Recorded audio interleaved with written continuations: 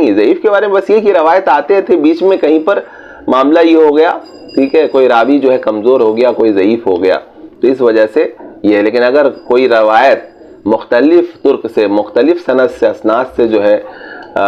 وہ حدیث پہنچ رہی ہے, تو اس کے صحیح ہونے میں پھر کیا قباحت ہے, کیا پرابلم ہے بھائی؟ تو یہ ساریہ جبل والی روایت ایسی ہے جو یہ مختلف اسناد کے ساتھ جو ہے یہ مروی ہے اور ہم تک پہنچی ہے, اور بڑے بڑے علماء نے جو ہے اس روایت کو قبول کیا ہے اور اس کا حسن ہونے کو جو ہے وہ ثابت کیا ہے.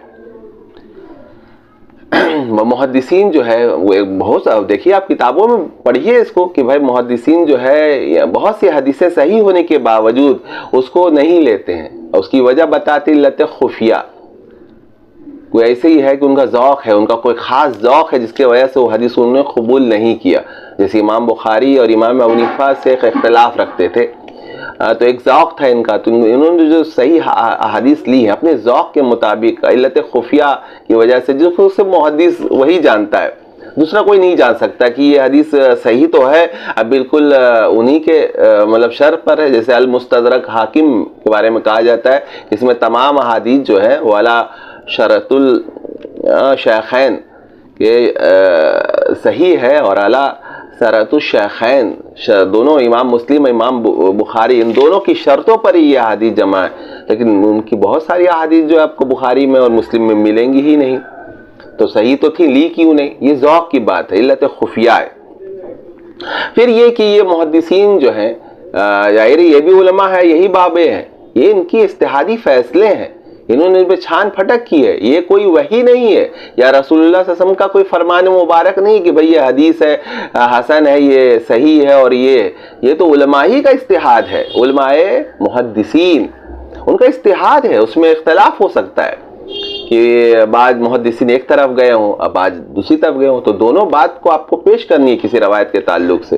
کہ ایسا ہوتا ہے. بالکل جو لوگ پڑھتے ہیں حدیث میں دیکھیے کہ ایک محدث اس کو صحیح کہہ رہا ہے, دوسرا اس کو ضعیف کہہ رہا ہے, اس پر کافی بحثیں ہوتی ہیں اور بڑا ڈیپتھ ہے, بڑی گہرائی ہے اس کے اوپر, اس کی اصطلاحات کو یاد کرنا بڑا مشکل ہے. تو سب اس اصطلاحات کے اندر بھی بہت سی چیزیں چھپی ہوتی ہیں. یہی وجہ ہے کہ آپ دیکھیے کہ اگر یہ فیصلے اجتہادی نہیں ہوتے بلکہ عدم نص سرے سے ثابت ہوتے, تو پھر دیکھیے کہ امام بخاری امام مسلم پر بھی بڑے بڑے علماء نے نکیر کی ہے, گرفت کی ہے بعض روایتوں پر.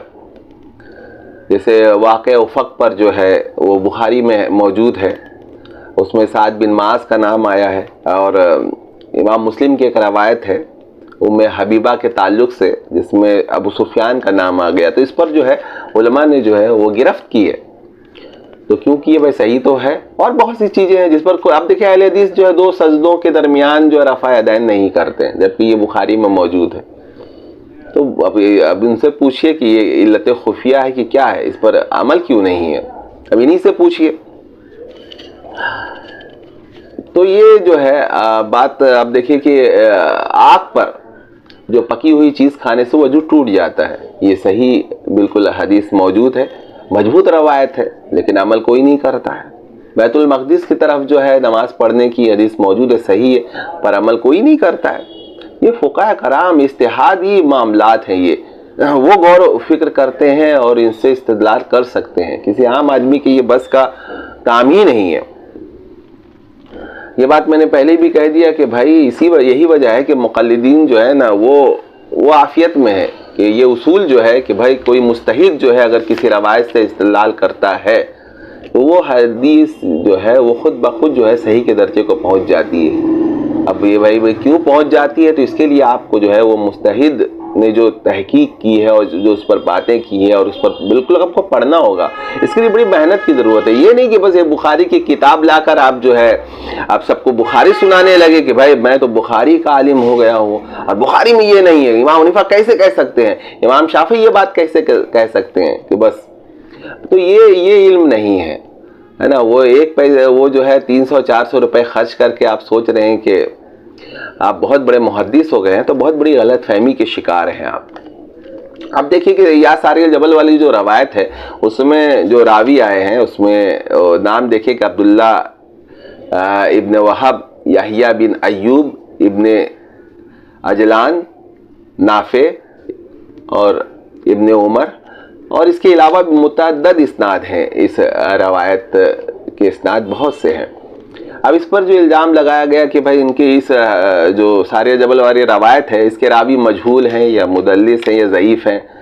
اور لیکن یہ نہیں بتایا کہ اگر ضعیف ہے تو بھائی قلیل ہے یا شدید ہے، چونکہ بھائی اگر وہ قلیل ذوف میں جو ہے قلت ہے تو بالکل وہ اس کو لینا چاہیے، ٹھیک ہے، یا شدید قسم کا ذوف موجود ہے۔ تو اس پر جو ہے وہ بحث سرے سے جو ہے یہ لوگ حذف کر جاتے ہیں، یہ تو حذف ہی کر گئے، بس انہوں نے لگا دیا کہ یہ تو ضعیف ہے، اس کو لینا ہی نہیں ہے بھائی۔ تو یہ انہی کا ہے، اور ان کے ماننے والے بھی بس عجیب بات ہے کہ یہ لوگ کہتے ہیں کہ ہم تو قرآن اور سنت پہ چلنے والے، حدیث پہ چلنے والے، سنت نہیں کہتے، قرآن اور حدیث پر جو ہے ہمارا عمل ہے، ہم کسی امام وغیرہ کو نہیں مانتے۔ یہ کتنی غیر منطقی بے عقلی کی بات ہے کہ مطلب خود علماء کے پیچھے چل رہے ہیں، ارے انجینئر کے پیچھے چل رہے ہیں، یہ ان کی ہر تحقیق کو جو ہے نا حرف آخر سمجھ رہے ہیں، لیکن پھر بھی ان کا یہ دعویٰ کہ ہم تو قرآن حدیث پر چلتے ہیں، کیا یہ بے عقلی ہے۔ اب دیکھیں ابن وہب پر جو ہے انہوں نے تدلیس کا الزام لگایا ہے، جبکہ جو امام بہقی نے جو ہے کہا ہے کہ بھائی یہ بالکل روایت یہ درست ہے، اور یہ کرامات عمر میں جو ہے یہ داخل ہے یہ روایت۔ اچھا، ابن وہب پر تدلیس کا الزام جو ابن سعد نے لگایا، جس کی جرح پر انفرادی طور پر جو ہے وہ یقین نہیں کیا جاتا ہے، کیوں؟ کیونکہ یہ واقدی کا شاگرد ہے۔ امام ابن حجر عسقلانی نے جو ہے ابن وہب کو مدلسین کی طبقہ اول میں جو ہے وہ شامل کیا، اور طبقہ اول کے جو تدلیس والے جو راوی ہیں ان کے روایت کو قبول کیا جاتا ہے، خاص طور سے جو ہے وہ آنند والی جو روایت ہے اس کو قبول کیا جاتا ہے۔ یہ بات مجھے نہیں کہی کہ بھائی کیا پرابلم ہے، یہ تو محدثین نے کہا ہے، یہی وجہ ہے کہ محدثین جو ہے اس پر یکجا ہی نہیں ہے، کسی بڑے محدث کا آپ قول نہیں پیش کر سکتے کہ بھائی یہ روایت بالکل جعلی ہے یا موضوع ہے۔ پھر کیوں انکار کیا؟ صرف اس وجہ سے کہ علم لدنی، چونکہ علم کا انکار ہے اور اس سے کچھ ثابت ہو رہا ہے کہ کیسے پتہ چل گیا حضرت عمر فاروق کو، اور وہ بھی بالکل کھلی آنکھ سے،